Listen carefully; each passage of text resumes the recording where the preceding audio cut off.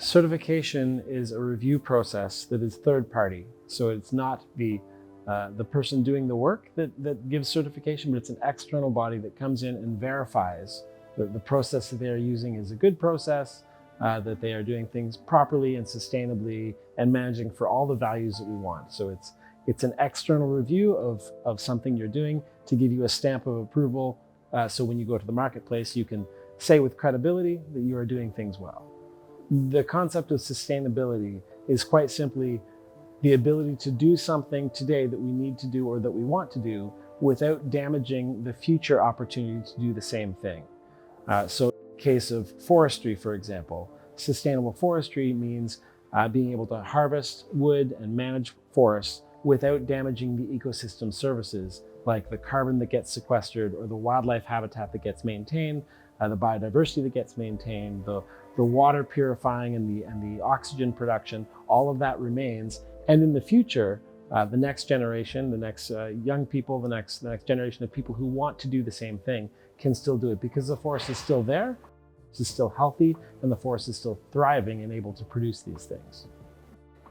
There was a time not long ago when forests could sustain themselves no problem, and there may still be some forests that can still do that.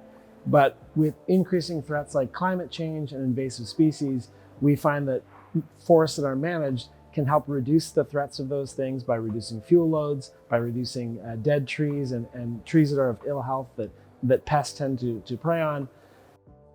In this way, forest management can actually provide for things that a natural forest would have trouble providing for, like a diverse amount of habitat.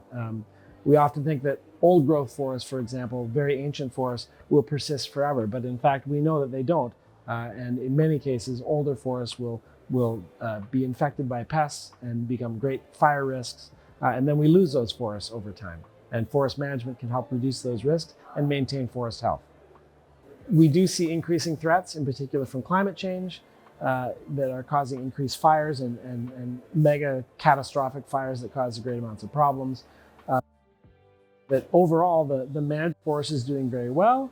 It is in some cases the unmanaged forests that are suffering more from these effects, but we continue to work on those problems and get better in how we do things over time.